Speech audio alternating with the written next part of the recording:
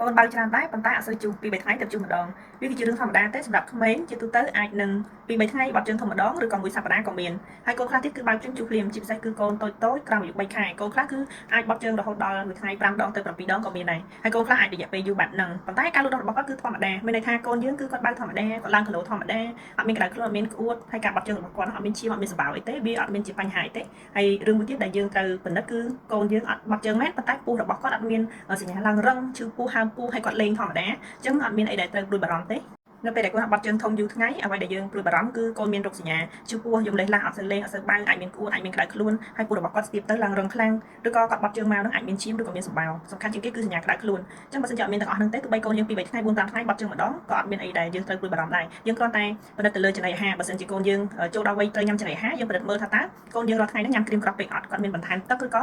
មានញ៉ាំជាសម្លអីបន្ថែមអត់ឬក៏ញ៉ាំគ្រីមពេកក៏ធ្វើឲ្យលាមកកូននឹងរឹងដែរហើយមួយទៀតគឺទម្លាប់នៃការបត់ជើងធំហ្នឹងនៅក្នុងខោទឹកនោមកាលណាកូនបត់ជើងនៅក្នុងខោទឹកនោមគាត់ត្បៀតអញ្ចឹងកាលណាកប៉េះគូត្បៀតជាប់គ្នាលាមកចេញមករួចទេអញ្ចឹងនៅពេលហ្នឹងក៏ធ្វើឲ្យក្បាលលាមកហ្នឹងរឹងខ្លាំងពេលខ្លះបត់ជើងមកអាក្បាលលាមកដំបូងហ្នឹងគឺអាចមានឈាមមកជាមួយទៀតសម្រាប់កូនដែលអត់ទាន់ញ៉ាំទឹកឬក៏ចំណីអាហារផ្សេងមានថាគាត់បើកទឹកដោះម្ដាយឬក៏ទឹកដោះគោសពវិញអញ្ចឹងយើងអាចពិនិត្យមើលថាតើការឆុងរបស់យើងការលាយម្សៅឬក៏ការក្លុករបស់យើងហ្នឹងបានសពល្អអត់ជួនកាលអាចមកពីបញ្ហាទាំងអស់ហ្នឹងម្សៅអត់សូវរំលាយល្អឬក៏ទឹកដោះគោហ្នឹងកូនយើងគាត់មកត្រូវទេធ្វើឲ្យគាត់ឧស្សាហ៍ក្តៀនប៉ុន្តែបើសិនជាគីឡូគាត់ឡើងធម្មតាអត់មានសញ្ញាធ្វើទុកដូចតែខ្ញុំបានរៀបរាប់ពីខាងដើមមកហ្នឹងវាអត់មានជាបញ្ហាអីដែលយើងត្រូវព្រួយបារម្ភដែរ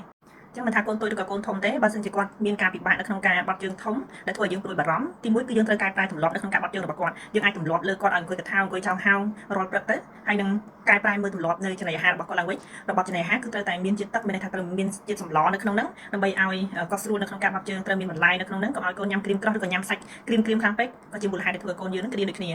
ចំពោះកូនបើកដោះម្ដាយវិញយើងត្រូវតែពិនិត្យមើលខ្លួនឯងថាយើងជាម្ដាយបានញ៉ាំទឹកគ្រប់គ្រាន់ឬនៅបានញ៉ាំសម្លឬក៏បន្លែផ្លែឈើអីបានច្រើនដែរអត់បើសិនជាយើងអត់សូវចូលចិត្តទេយើងញ៉ាំតែរបស់គ្រីមក្រោះក៏ជាមូលហេតុដែលធ្វើឲ្យកូននឹងពិបាកបត់ជើងដូចគ្នាចំណុចពិសេសមួយទៅលើក្មេងតូចៗដែលបើកដោះម្ដាយសុទ្ធនៅពេលដែលគាត់បើកដោះម្ដាយសុទ្ធជាទូទៅកាកសំណល់ដែលចេញពីទឹកដោះម្ដាយហ្នឹងគឺអត់សូវមានទេមានន័យថាពោះវៀនរបស់កូនហ្នឹងគឺស្រូបបានល្អមែនទែនតើតទៅនឹងទឹកដោះម្ដាយអញ្ចឹងគាត់អត់សូវមានកាកសំណល់ដូចទឹកដោះគោឬក៏ដូចក្មេងដែលចាប់ដើមចេះញ៉ាំចំណីអាហារទេអញ្ចឹងក៏អត់ចាំបាច់តម្រូវឲ្យគាត់បត់ជើងរាល់ថ្ងៃដែរមានន័យថាបើសិនជាកូនបើកទឹកដោះម្ដាយសុទ្ធវិញកូនខ្លះអាចរហូតដល់មួយអាទិត្យទើបគាត់បត់ជើងម្ដងប៉ុន្តែកូនខ្លះវិញក៏ខុសគ្នាដែរអញ្ចឹងហើយទើបខ្ញុំនិយាយថាវាអាស្រ័យទៅលើសុខភាពរបស់ក្មេងកូនខ្លះបើកដោះម្ដាយសុទ្ធដែរប៉ុន្តែបត់ជើងញឹកម្ដងមែនទែនក្នុងមួយថ្ងៃអាចចន្លោះពី5ទៅ7ដងក្នុងមួយថ្ងៃក៏មានដែរមានថាបើកភ្លាមគឺជុះភ្លាមហីវាក៏ជារឿងធម្មតាដែរបើសិនជាកូនលូតលាស់ធម្មតាអត់មានបញ្ហាសុខភាពផ្សេងទៀត